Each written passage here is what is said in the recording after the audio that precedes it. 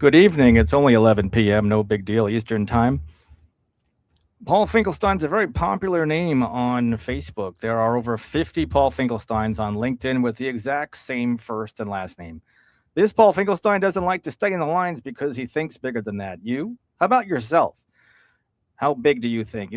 Unless you're okay with the status quo, mediocrity, or never getting a raise from your job or business ever, definitely not interested in entrepreneurship, then you'll find this talk, this speech, very, very boring. I invite you to a big open mind to some concepts in this short, not 5 minutes, not 10 minutes, but could be a half an hour. So, hey, stick around for the first 5 minutes. And if you're still hanging in with me, then great. Hope you have a wonderful evening, a wonderful weekend. TGIF, dream big, Paul Finkelstein, or Paul Finkelstein, dream big, Paul Finkelstein. Yes, hi there. That was one heck of an introduction for myself as well in my voice.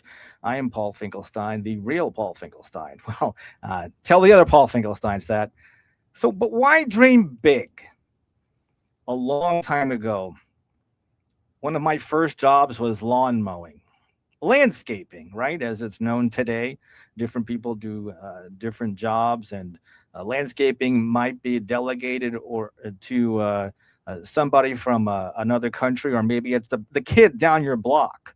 But I borrowed my dad's lawnmower. I was fortunate enough that I didn't have to invest in capital to have a lawnmower, but dad never used it. I saw a piece of equipment in the garage not getting used, getting lots of dust on it, and said, maybe I could make a buck off of this. Dad, could I please use it? He said, if I could take care of it and I could promise not to injure myself while doing it. And he supervised me for the first several hours. And was successful at being careful not to put my feet under the lawnmower and still have them years and decades later. But lawn mowing is dependent on what? The weather, of course, and other different variables in a business. It has its pros and cons as well. Capital, insurance, lawn bags, blowers, leaf blowers, rakes, employees. Oh my. Then I saw another dusty piece of equipment called a snow blower. Now that's some piece of equipment, right? At the open end of the snowblower, where the snow goes in and shoots out the top on a freezing day in the Northeast, especially where I grew up.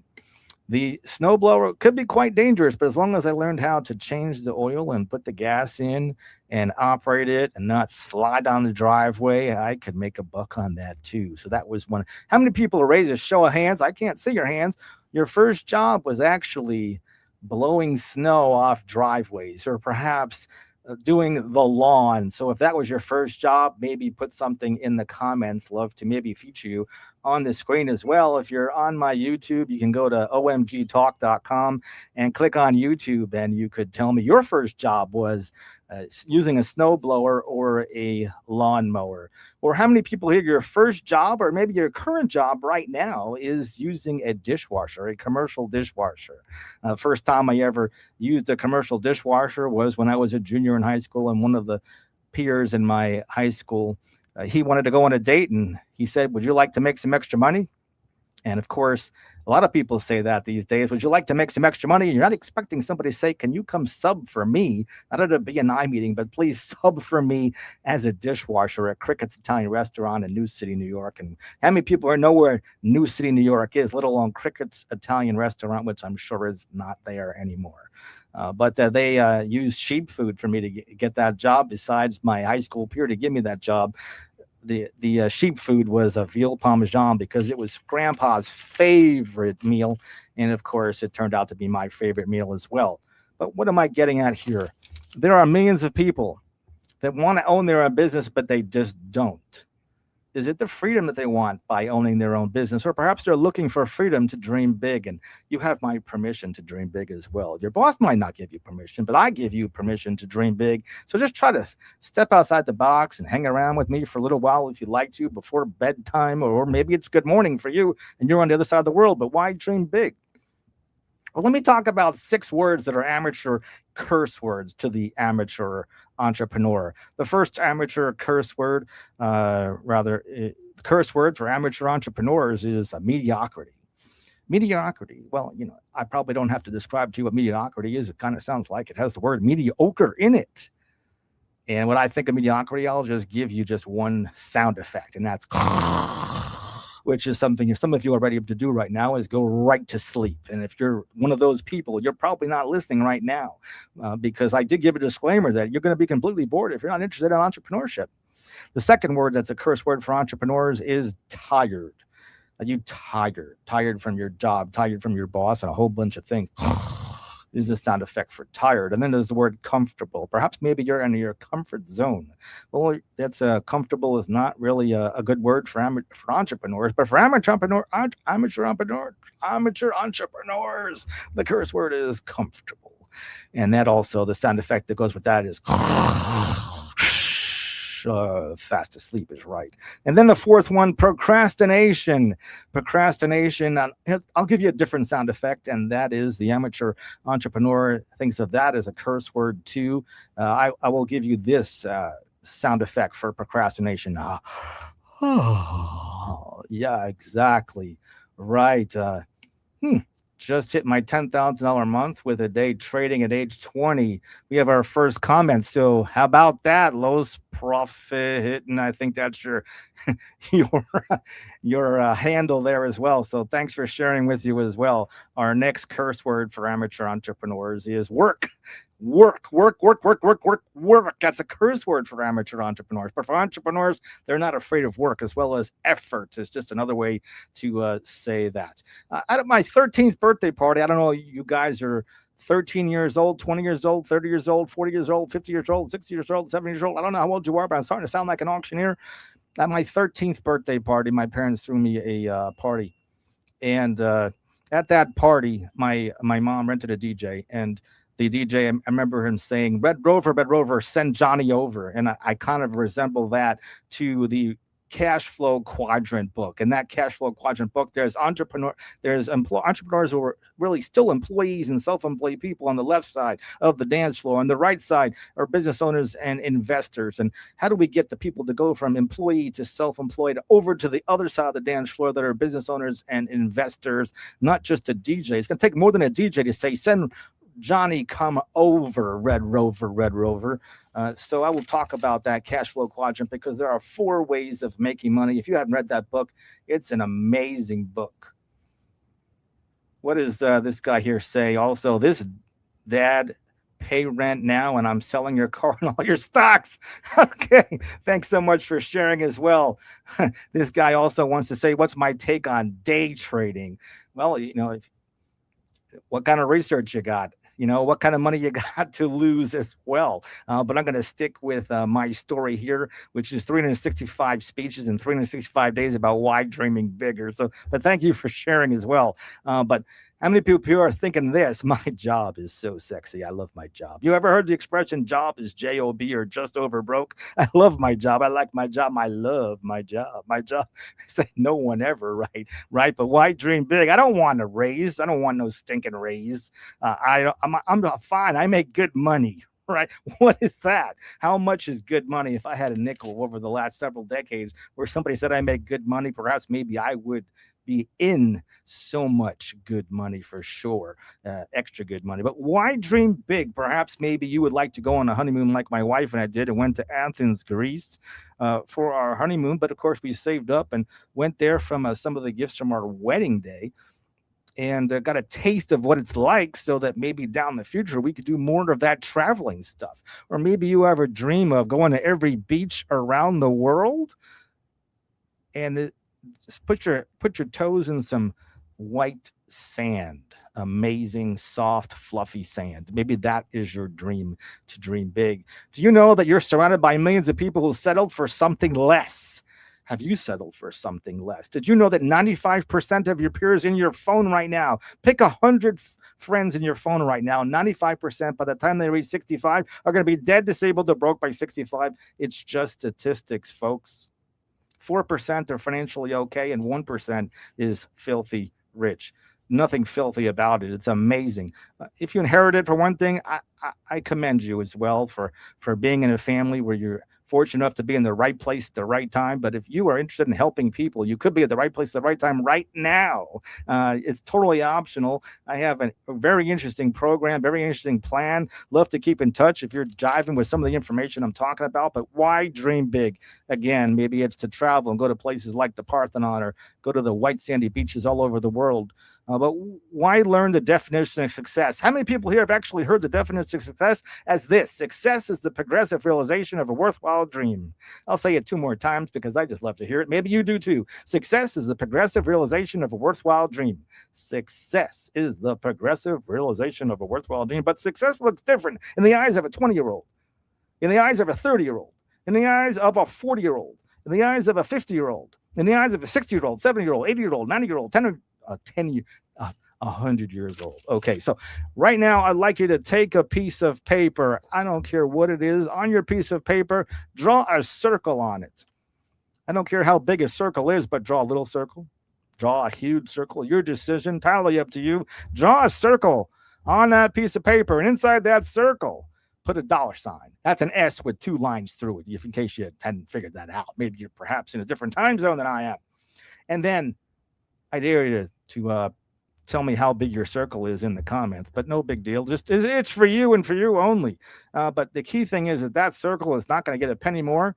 And if you have inflation or things that happen in your life or your budget is out of whack, your circle is not going to get any bigger. How does it feel if you never, ever, ever, ever be able to get your dreams because your circle matches your current budget, your current income, your current lifestyle? How would you like to draw a circle around your income circle? How far apart is your income circle from your income, your dream circle, your income circle from your dream circle? So have you heard of Robert Kiyosaki, the cash flow quadrant, the 4 quadrants I was talking about my childhood memory of a birthday party when I was 13 years old. And I was imagining at that birthday party, I had never heard of the book Cash Flow Quadrant by Robert Kiyosaki, but imagine half the dance floor had employees and self-employed on the left side of the dance floor of those 13-year-old kids. On the other side of the dance floor were business owners and investors. And the DJ said, Red Rover, send Johnny over. And all the people on the left side of the dance floor, the employees and the self-employed, ran over to the other side really fast to the investors and the business owners. And the last person was out in that game. Well, this could be a very interesting game, but in real life, how do we get people from employee to business owner and investor and get them over? It's going to take more than a DJ. It's going to take more than Red Rover, send Johnny over. What it's going to take is a dream. And that's why I'm talking about your income circle and your dream circle. Anybody ever heard that? But reaching out to that dream circle is like breathing and birthing. It's pretty challenging, and sometimes it could be stressful. Those could be the sounds of stress, or that could be a sound of birthing, where that's the sound of a future entrepreneur coming over from an employee side to the investor side or to the business owner side. But why dream big again? Is anybody here on here for traveling to Greece or other places around the world, or perhaps maybe it's a $2 million trading account? What's your dream? Who helps an old lady cross the road? Let's pause to think about that. Who helps an old lady cross the road? And what does an old lady have to do with entrepreneurs anyway? But a nice person, a mentor, a coach, a gentleman, a mensch, a distinguished Toastmaster, a kind person. But why dream big? Who helps an employee or self-employed person cross the road and wake up on the business owner side or the investor side? A coach, a mentor, a kind person, and an entrepreneur, a business owner who was once an employee, who understands the journey and what that all means. Why dream big? Why does it feel anyway to help someone? Why does it feel good to help someone? Why does it feel good to go to a gym and after you're finished working out, why does it feel so good? Your adrenaline going, you feel great after a 6-mile run. Why does it feel good to mentor somebody? Why does it feel good to educate someone? Who will teach you if I don't teach you about being an entrepreneur and getting from an employee to a business owner side? What will happen to you if you don't listen to the rest of this speech? Maybe nothing. Maybe you're completely bored. No problem. Move on. Flush it. Why dream big? Why don't people dream big anyway? I'll tell you why people don't dream big. TikTok, TV, Netflix, binge watching, other time zappers. We all have, face it, 168 hours in a week, 45 years. Are you tired yet? Or you're just starting out? Are you 20? Or perhaps maybe you're listening to this and you're 90 years old. Why dream big? Does sick precede tired for you? Sick and tired of listening to this video. Sick and tired of a boss. Sick and tired of not getting a raise. Sick and tired of being broke. Sick and tired of your dream circle not being in sync with your income circle, if you even have one. Why dream big? Why don't more people do this, dreaming big? Is it perhaps fear, lack of capital, lack of money? Same thing. Lack of knowledge, lack of education, lack of confidence, which Toastmasters International or Toastmasters.org.com could help people in the confidence department to be much better entrepreneurs. If all people had 3 different mentors in life, Ralph Smedley, Napoleon Hill, and Dale Carnegie, think about how entrepreneurship would be for you right now. Why dream big? How many people here ever heard this acronym? Fear is false evidence appearing real. Or triumph for size, forget everything and run. I do recommend 4 amazing books for you. That's The Cash Flow Quadrant by Robert Kiyosaki, How to Be Rich by J. Paul Getty, Magic of Thinking Big by Dr. David Schwartz, and Think and Go Rich by Dr. Napoleon Hill. My last couple of thoughts here for you today about why dreaming big is when you're ready to get your dream circle, you will dream big. If you're just sitting there looking at your income circle with your dollar sign in it, that I asked you to draw that circle and put a dollar sign in it as an S with the 2 lines going through it, and you're staring at it and it's not registering about the dream circle, you want to know some more information, then definitely email me at wow@omgtalk.com. But your income circle is falling short of your dream circle and you want some more. Maybe perhaps you'll improve your health by dreaming big as well. I hear that also is an amazing thing that could help so many people. Thanks so much for joining with me. I'll give the last word to Tony and also to our sponsor today. I'll put that up on the screen. This is that shot of playing that game when I was 13 years old. That's me landing on my mom's lap. She hired that DJ for the Red Rover, let Johnny come over. That is me right there. You see me on my LinkedIn profile. Thank you. Have a great evening. This is speech 2 or 3. 365 speeches of 365 days. And here's my sponsor, as well as Tony from TRC Voiceovers, coming right up. It's time for another segment of Mr. and Mrs. Medicare, saving seniors from a high cost of healthcare, debunking Medicare, making Medicare easy to understand for all seniors. All guests of any of the Medicare segments receive the free ebook written by your MedicareLady.com. Here are your hosts, Paul and Sarah Finkelstein. You have been listening to the OMG Podcast with Paul Finkelstein. We can help you build wealth without hogging your time. Schedule a one-on-one with us. Thanks for listening. Join us again for another OMG Podcast segment.